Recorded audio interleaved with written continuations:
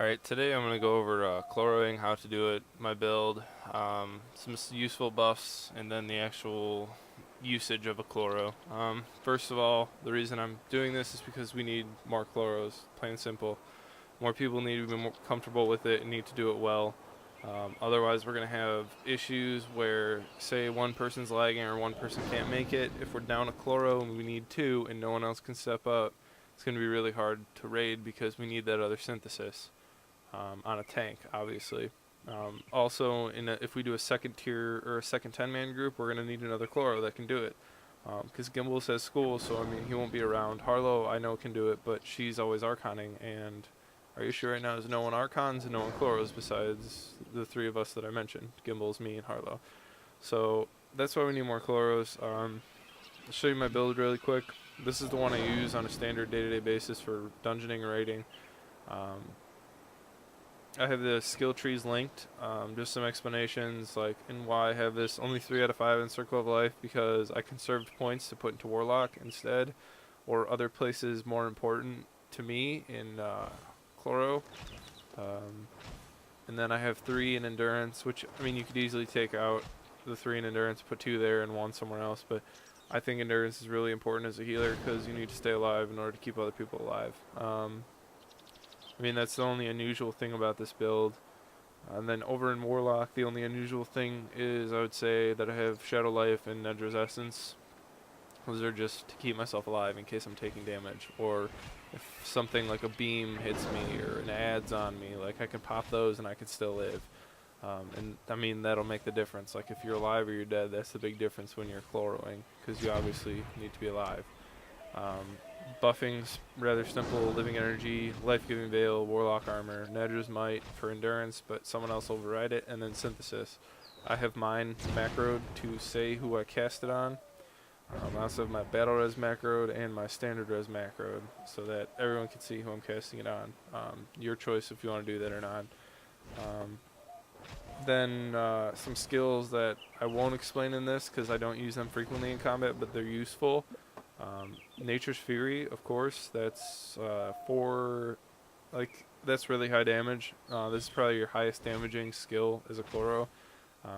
In Green Scale, when we were fighting him, my Nature's Fury was critting his adds for 2.2k.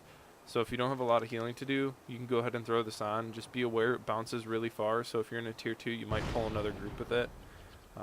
Nature's Cleansing, that's your decurse, debuff, whatever. Really key that you have it readily available because there's cleansing you might have to do. And then Natural Conversion is probably the only other skill that's odd on my bar, and that's you cast it on the enemy, and any single target spell the enemy casts within 30 seconds will heal 200% of the damage it's supposed to do. So if it's a 3k Void Bolt, it will not do 3k damage to whoever it's cast on, but will heal them for 6k. So it has many uses there. I'll go into combat now. Basic combat, as with any 0-point Archon build, you're always going to stack your Pillaging Stones and Searing Vitalities first, unless your tank needs healing. So right off the bat, you might not want to do this. What I suggest doing in raids or dungeons, if you're not confident in your ability to stack this in combat while rotating your other builds, is I suggest that you duel party member or raid member and stack it all on them, and then just drink water afterwards. That'll be the easiest way. And then you can just rotate them in as you go in combat. But other than that, combat's pretty simple. Tank runs in. He won't have any of his shield up because he's got to hit the mob first. So the mobs are going to hit him first.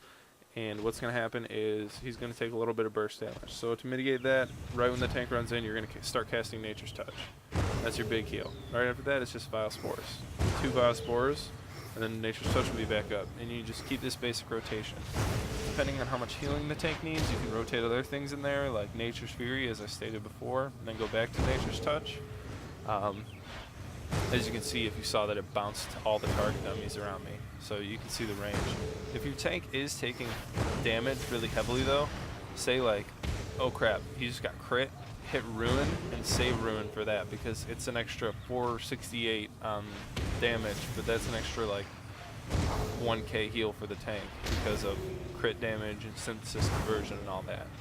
Other than that, you don't really have very many utilities to keep the tank up if something bad happens besides Ruin. You have Bloom and Flourish, and then Essence Surge, if it comes to that. I suggest never using Essence Surge unless you direly have to, though. And you need to coordinate with your tank when you do, because when you use Essence Surge, you need the tank to pop any mitigation he has at that point. Even though he'll be close to 100%. That's because for the next 12 seconds, you're going to do 50% less damage, which is 50% less healing conversion. So that's the really drawback to using it. But it's basic. If you were to create a macro for this, I would suggest Nature's Touch and Vile Spores be in there. Other than that, maybe Radiant Spores, but nothing more. You never want Ruin in your macro, because if you do, it will cast it and maybe overheal your tank the entire amount when later on in the fight you might need Ruin. And that'll be an issue that's apparent if you try Chloroing.